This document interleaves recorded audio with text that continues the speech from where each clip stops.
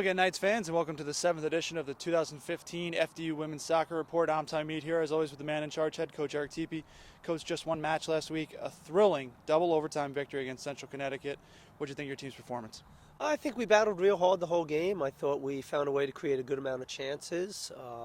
So for us, we knew it was going to be a tough game, and we expected it, good chance that it could go to overtime. And I think the fact that we kept battling throughout the whole time and never quit, it shows a little bit to the team that for us, we're going to play the whole game. We're going to play 110 minutes. Now, Christina Neary got the game-winning goal in the final minute of the second overtime. Was there something particular that happened on that chance that you thought you guys were going to be able to score?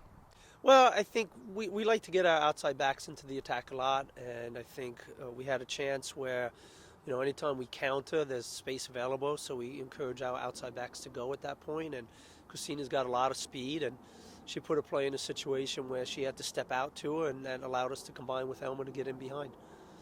Now, 3 games into the conference slate, you have 9 points.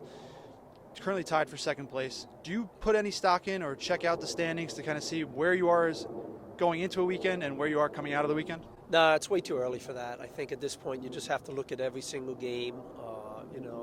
It's one game at a time.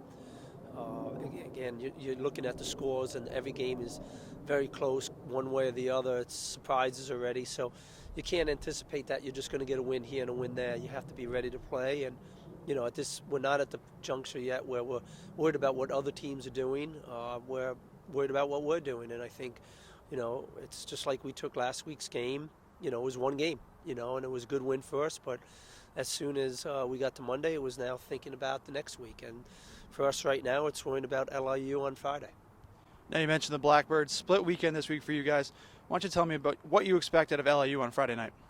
I expect a tough game. I think, they've had a little bit of a rough run, but at the same time, if you look at their schedule, they've only played 3 games at home. So, and those games at home have been tight, and I expect no different. I think they don't have to travel the rest of the year, so I think they could be looking at it as, hey, we got 4 games left to find our way back into it. So I think we have to expect them to give their best effort of the year against us, and I think if we're ready for that, it should be an interesting game. But if we're not going to come out ahead. So I think we've really kind of spoken to the team about not overlooking any games, and this is definitely one of those teams you don't want to overlook. Now, Sunday, another local opponent, the Wagner Seahawks. They visit University Stadium for a 12 p.m. kickoff. What do you expect of the Seahawks? Well, I mean, probably much of the same. I think last year they finished second in the conference, so I think they were hoping to play us in the final, and we had a tough game at their place last year that ended in a tie. So I expect a game that's going to be a battle right to the last kick of the game. All right, Coach, thank you very much for joining us. Good luck to you this weekend. You can watch the game here at University Stadium at 12 p.m. on Sunday, or you can watch both games on necfrontrow.com.